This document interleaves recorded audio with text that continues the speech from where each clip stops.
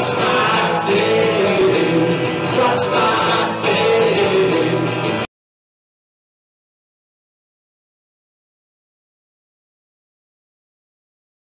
You had your first solo album with Love Kills in 2018, and that was pre-pandemic.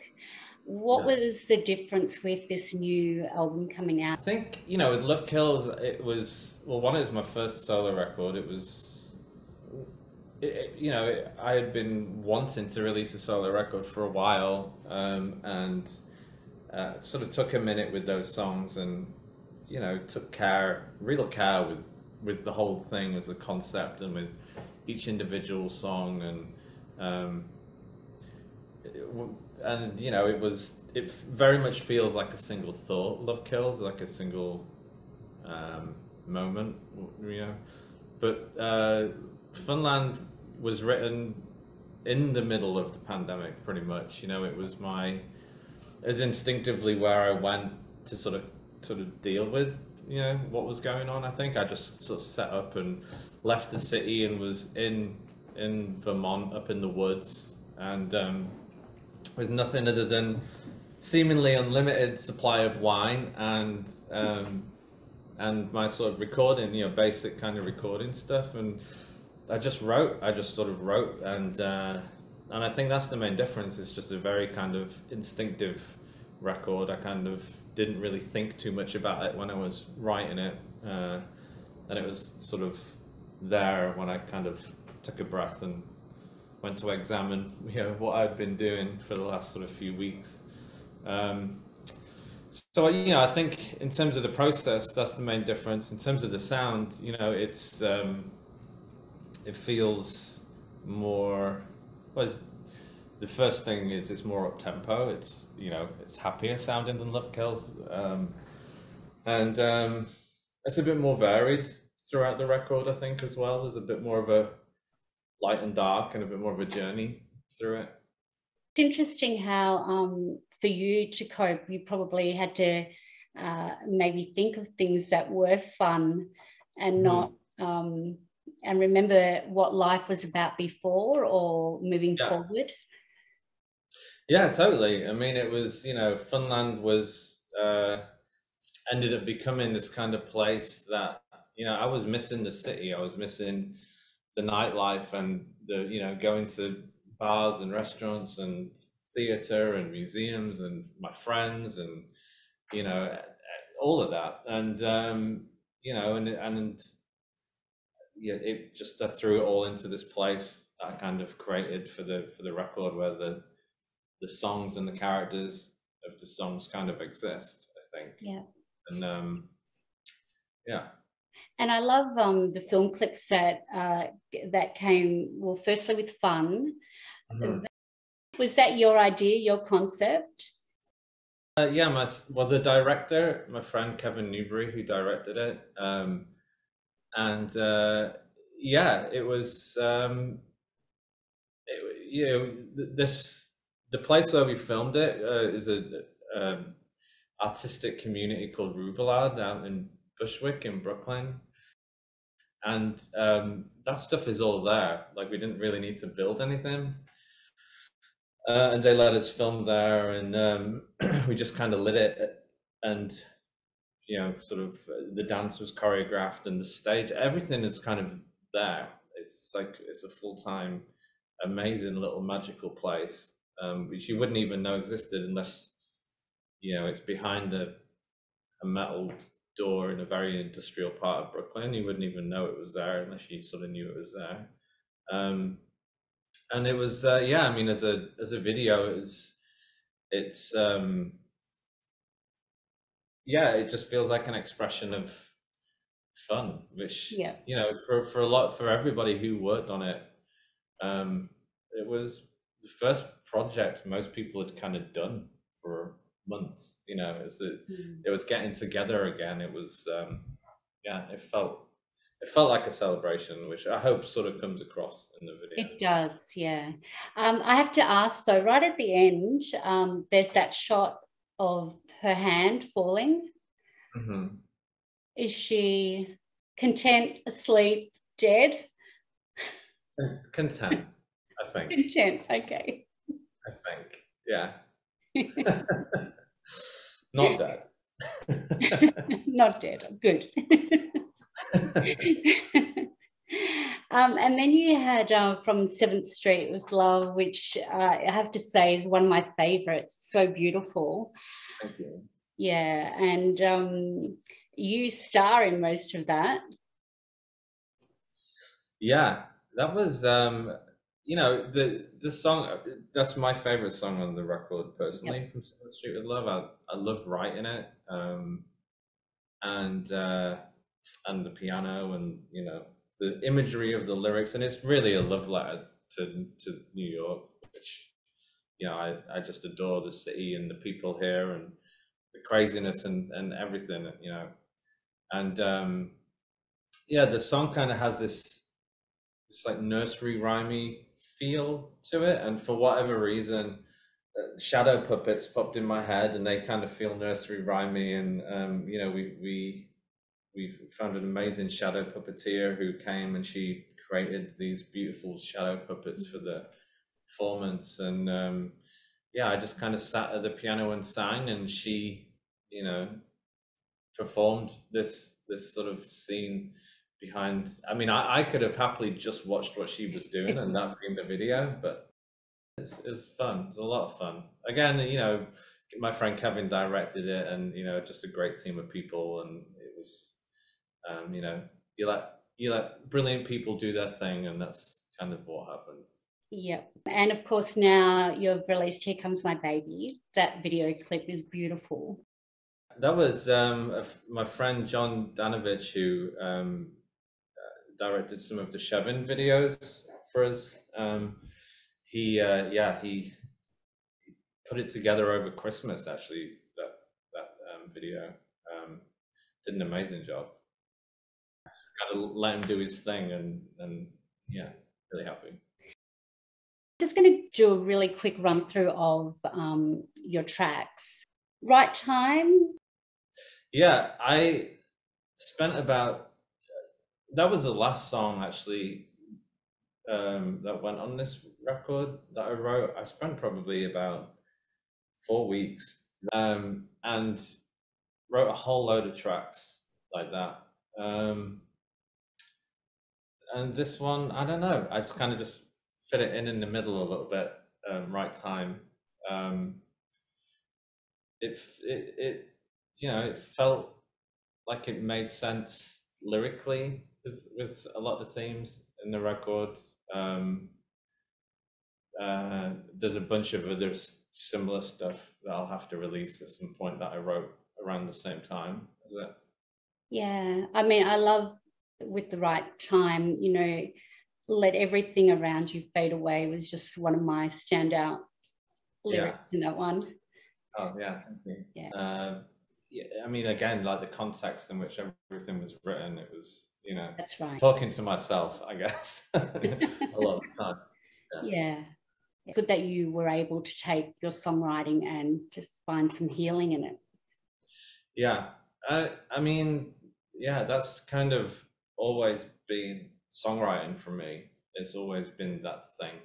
If I'm feeling sad, I'll write a song. If I'm feeling happy, I'll write a song. If I'm feeling, you know, lost, I'll write a song. If I'm, you know, it's always my kind of emotional crutch, go to, you know, whatever. It's just, I find it easier to express in music than I do in normal, as a normal human. So I think it was, you know, instinctive for me to just dive into music. It was my, and it, you know, it feels so sort of it feels surreal looking back at it, and almost yeah, almost dreamlike, the whole process of writing that, because none of it felt particularly real, what was going down at the time. And yeah, I feel very fortunate that I could, one, be in, you know, the place I was in Vermont, and two, that I had something that I could distract myself with, that I could sort of throw myself into, like writing, and also that, you know, I was able to get a record out of it as well. So it will exist for me as a moment. And I think, I've written a lot of albums before, and we'll write a lot of albums and things afterwards. But I think it will always make it special that it was this moment in time during the pandemic that helped create this. Hopefully we never go through another global pandemic as well. Yeah. And Modern Noir, beautiful, lonely highs and spiraling down. Yeah. Modern Noir is that was a little bit more despairing, I think, lyrically. There was also a political climate at the time that was extremely stressful in this country, in America. And I think most days, it just felt completely out of control, the whole country. Like someone was flying the plane who didn't know how to fly a plane. And that's kind of Modern Noir, I think. How do you feel about, politics and music coming together and trying to get a message across? I mean, I'm somebody who is, I think as a writer, you tend to be very, usually very empathic as a human. So it's hard to not give a shit. It's almost impossible. I think, one of the problems with, certainly in America, is how polarized and tribal everything has got. I try to do a lot sort of not on social media or in the public to sort of help the causes that I kind of believe in as a human. I don't necessarily think it's always helpful to shout about that on social media, because not everybody agrees. And I think I was definitely guilty of doing that when I was younger, and arguing with your fans on Twitter is not helpful. Like, what you're gonna. The whole space is just everybody shouting at everybody and nobody listening to anyone. And I don't think my voice in there is going to add anything to that. So I try, to be honest, not to mix my music with politics. I think it's pretty clear in most of my music and who I am as a human being, what I would think about most things. But I don't think, and I do a lot, I try to do a lot as a person to sort of help the situations, but I don't think me shouting about it on Twitter is going to do anything.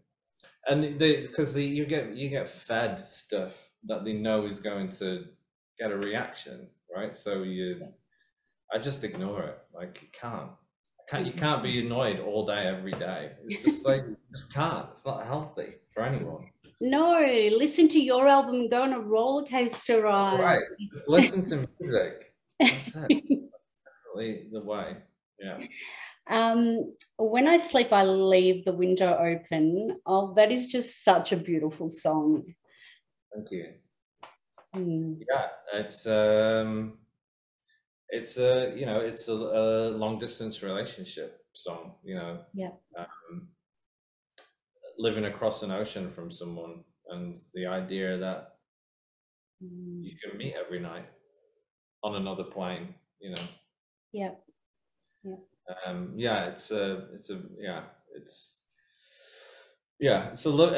a lovely image, just the idea of drifting out of your window across an ocean in the middle of the night. It's beautiful. Well, I hope you can hop on a plane quickly sometime soon. Well, I would love to come to Australia. It's I've never been to Australia. I know. That was one of my questions. When are you coming? hopefully soon. I would love to come this year. I'd love to play some shows there.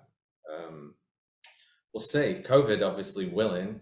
That keeps throwing a spanner in the works all over the place. But I think, you know, fingers crossed, feels like we're kind of getting towards the end of this whole thing. So I think,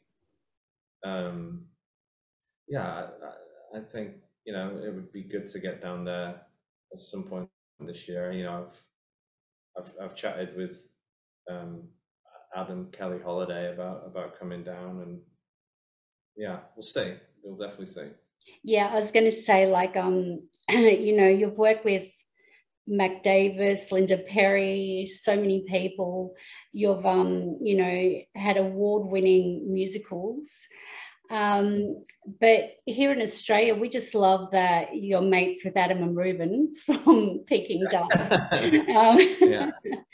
And that you've toured with them and written material with them. So, yeah. Well done. We love you here. I love them. You know, I'm yet to meet an Australian that I don't love, to be honest. Like, I love Australians. Those two are just the best. You know, we met here. I wrote with them a few years ago now here in New York. Their record label put them together with me, and just become, you know, great friends. You know, they're just awesome human beings. And yeah, I love writing with them, and had a lot of fun touring with them here and in Europe just before the pandemic. Yeah, so I would love to you know, yeah, maybe in Australia with them at some point. We'll see. That'd be fun. That would be great. One more song before we finish the track listing. Porno. Yes. Life's a porno, life is a show. It's just what it feels like half the time nowadays. It's yeah, it's I mean, it's, you know, it's this kind of sort of, the vibe of it is this kind of pub song. You know, I always imagine that one upright piano in like a, you know, a sort of old like 1800s, you know, bar or something, belting out like, you know, this piano, this pub song. Yeah, I mean, lyrically it was one, the sometimes that's just how, you know, how it feels nowadays. Everything just feels like some kind of like show, you know, politics, the way we all live our lives. It's, you know, it's all feels kind of naked and showy a lot of the time. Yeah. So. I agree. Was there a song that you found the most challenging? I don't think I found any of them particularly challenging. Like I said, it all sort of came together pretty instinctively and quickly.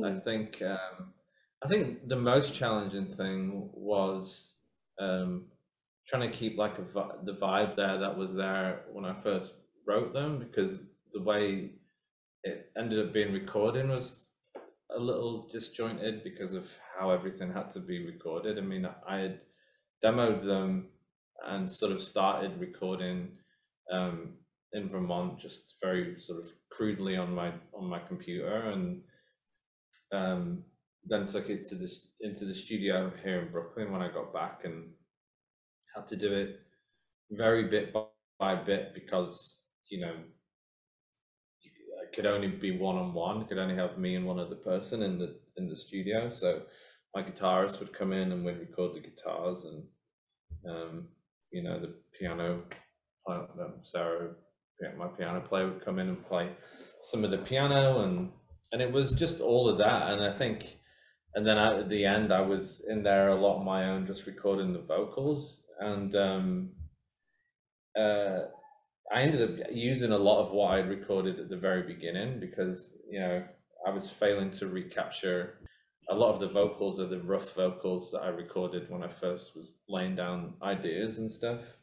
So I think the most challenging thing was in all the process and how it had to be recorded, making sure I didn't kind of lose the thing that was there when I first started writing the song. And to do that, half the time I just ended up, like I said, using the rough guitars and the rough vocals and all that stuff. It was the moment that I wrote it, but in my head that isn't where I was. I was imagining not being there, I was imagining being back in the city, having a night out, or a romance, or failed romance, or whatever, but not not there, not in the middle of in the middle of whatever was going on. Now, what's next for you? Well, the album, another single, Do You Want to Dance, will come out on February the 16th. Now that one is like really fun, fast, but also sensual, very sensual. I can imagine that dancing away to that in a club. Yeah, good.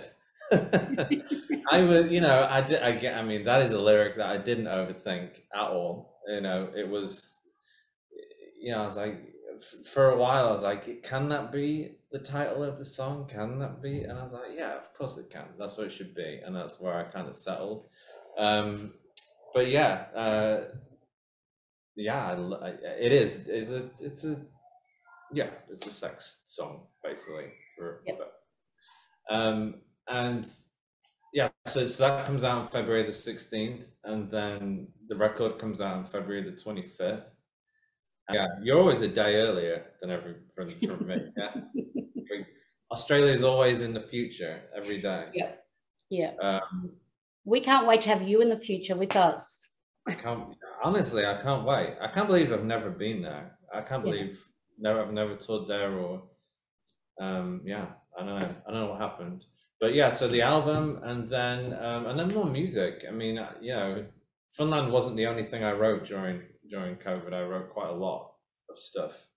And I'd also written a bunch of stuff before that I was planning on releasing. So it's I think it's sort of, I starting to release everything.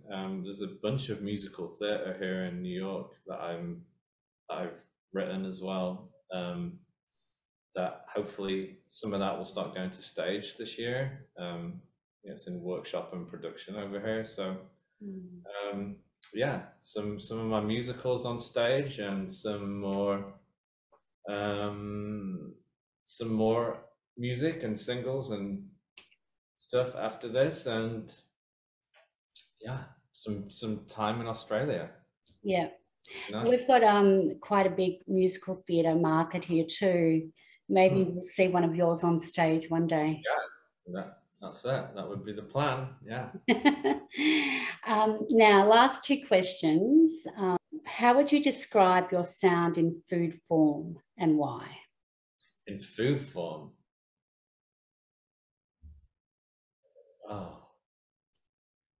Food form.